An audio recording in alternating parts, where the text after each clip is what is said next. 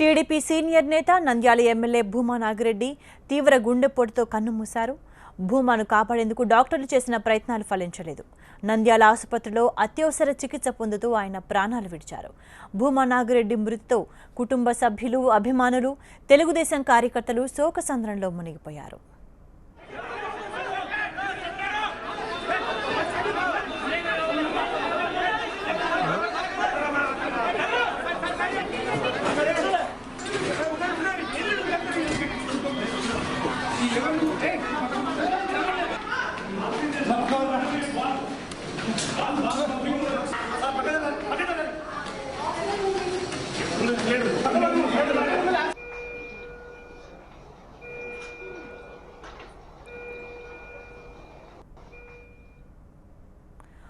TDP senior నేత Nandyal MLA Bhuma Nagireddy తీవ్ర గుండెపోటుతో కన్నుమూశారు.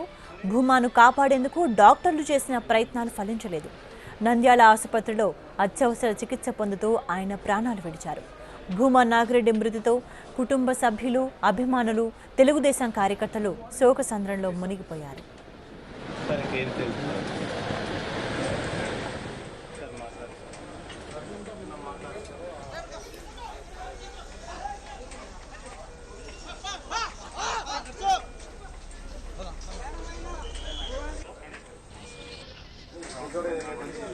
ఈ ఉదయం భూమా నాగిరెడ్డికి తీవ్ర గుండెపోటు రావడంతో ఆళ్లగడ్డ ఆసుపత్రిలో చేర్పించారు.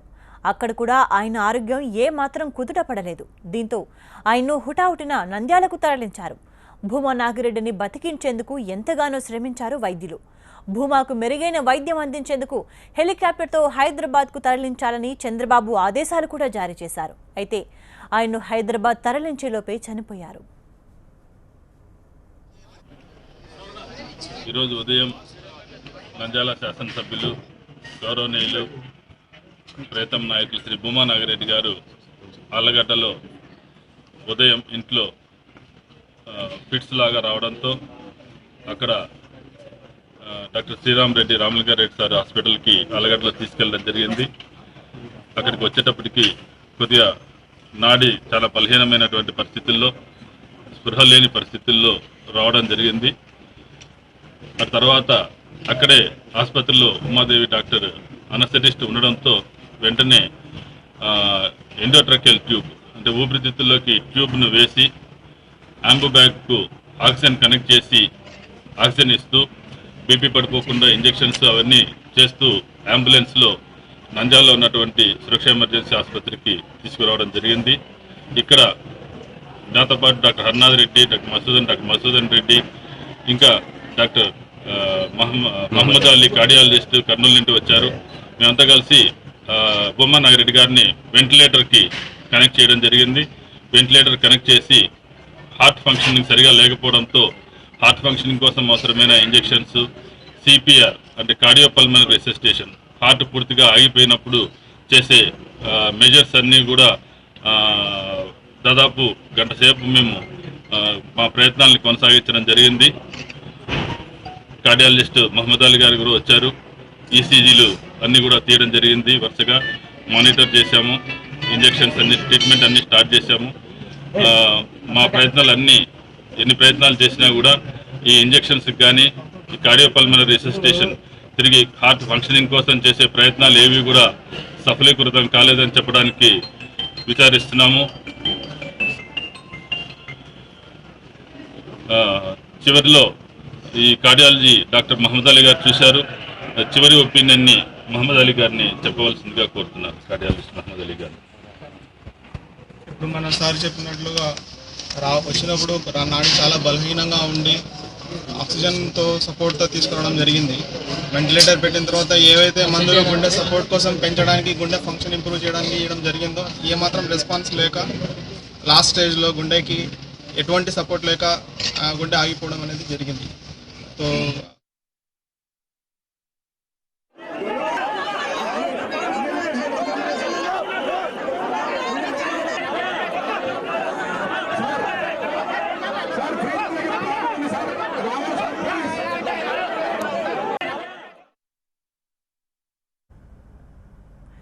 భూమా నాగిరెడ్డి కర్నూలు జిల్లాలో 3 దశాబ్దాలుగా కీలక రాజకీయ నేతగా ఎదిగారు. 1964 జనవరి 8న జన్మించారు. 1987లో రాజకీయ ప్రవేశం చేసిన నాగిరెడ్డి ఒకసారి ఎమ్మెల్యేగా 3 సార్లు ఎంపీగా విజయం సాధించారు. 1996 లోక్సభ ఎన్నికలకు మధ్యంతర ఎన్నికలు జరుగుతున్న తరుణంలో నంద్యాల లోక్సభ నియోజకవర్గంలో అప్పటి ప్రధాని పివి నరసింహారావుపై పోటీ చేసేందుకు టీడీపీ ఈయన్ని ఎంపిక చేయడంతో భూమా రాజకీయంగా వెలుగులోకొచ్చారు. ఇక ఆ తర్వాత వరుసగా 3 సార్లు లోక్సభకు ఎన్నికయ్యారు. దొర్నిపాడు మండలం కొత్తపల్లెలోని మారుమూల గ్రామంలో భూమా నాగిరెడ్డి జన్మించారు.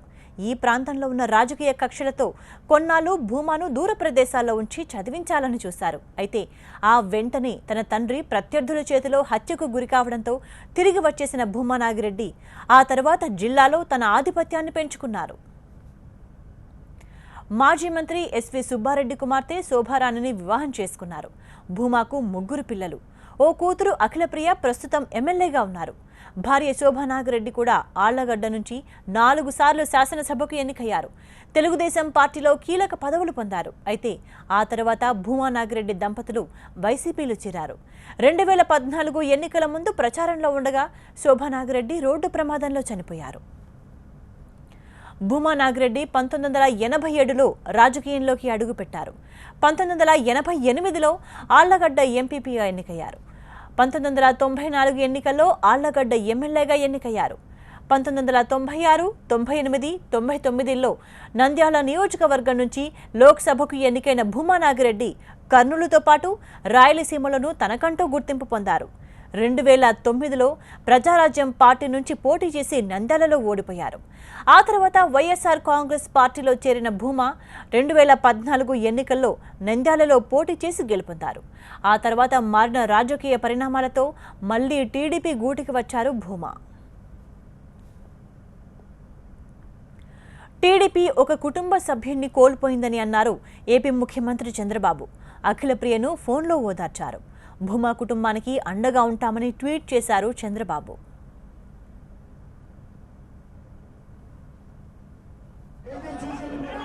భూమా మృతికి సంతాప సూచకంగా రేపు అసెంబ్లీ సమావేశాలను వాయిదా వేశారు.